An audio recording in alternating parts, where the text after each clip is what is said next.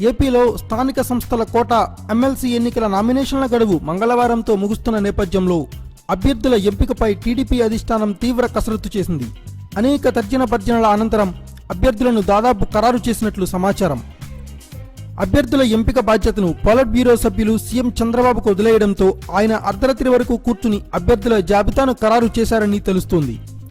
మొత్తం 9 ఎమ్మెల్సీ స్థానాలకు గాను ఒక కడపకు మాత్రమే టీడీపీ అభ్యర్థిని ప్రకటించింది. మిగిలిన వారి వివరాలు ఇలా ఉన్నాయి.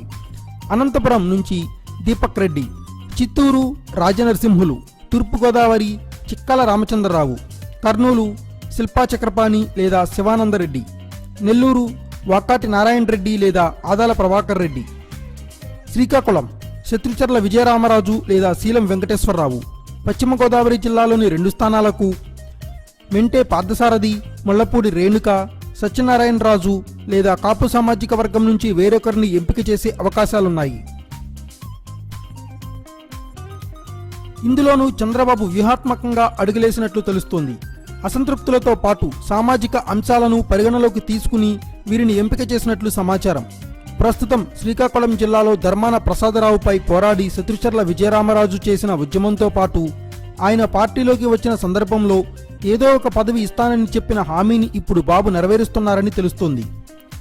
పశ్చిమ గోదావరి జిల్లాలోని 2 స్థానాలను ఓసీ బీసీకి కేటాయించాలని భావిస్తున్నారు. అలాగే కాపు సామాజిక వర్గం నుంచి కూడా ఒకరిని ఎంపిక చేయవచ్చని తెలుస్తోంది. నెల్లూరులో వాకాటి నారాయణ రెడ్డి, ఆదాల ప్రభాకర్ రెడ్డి మధ్య తీవ్ర పోటీ నెలకొంది. ముఖ్యంగా ఆ జిల్లాకు చెందిన నేతలు మంత్రి నారాయణతో మాట్లాడిన అనంతరం ఒకరిని ఎంపిక చేయవచ్చని తెలుస్తోంది.